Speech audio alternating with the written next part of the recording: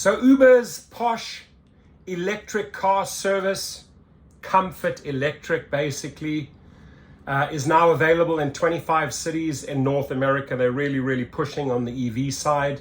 Customers can hail a Tesla Model 3. Anybody out there that has one, hands up, leave a comment.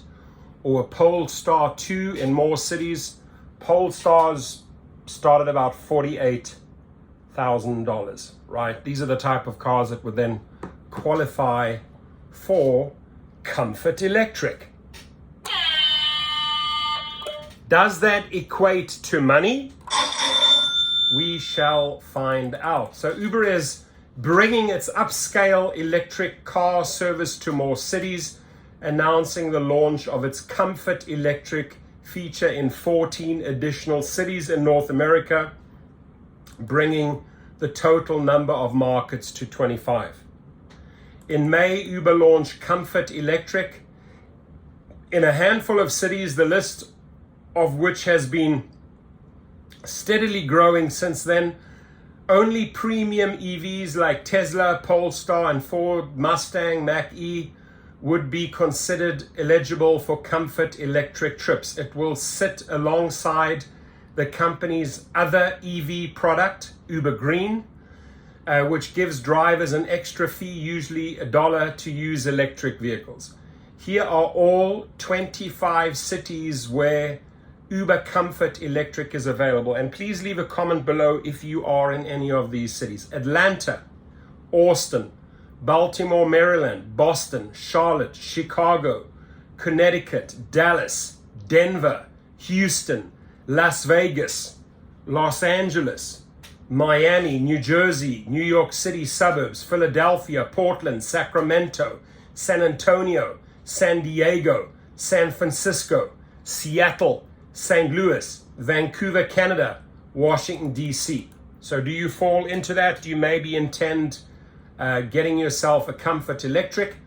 It's an extension of Uber Comfort, obviously, which riders could request extra legroom, quiet cars, and other amenities that are typically associated with its higher priced Uber Black service.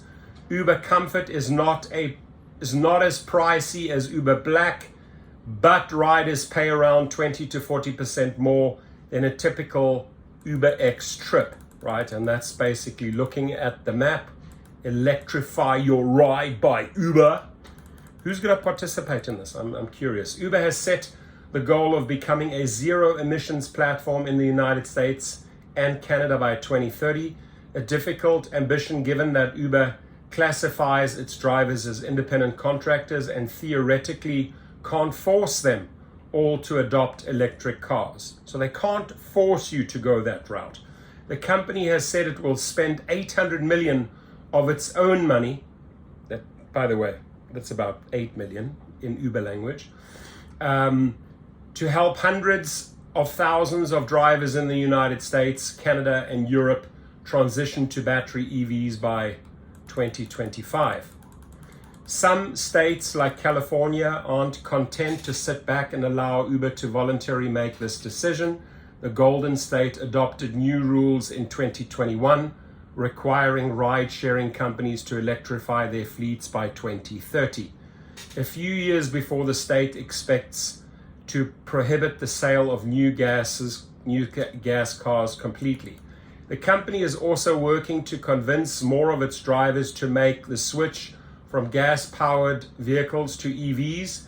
Uber recently announced that 25,000 drivers have signed on to rent Tesla vehicles. The question is, how many are going to drop off in what time or drop out?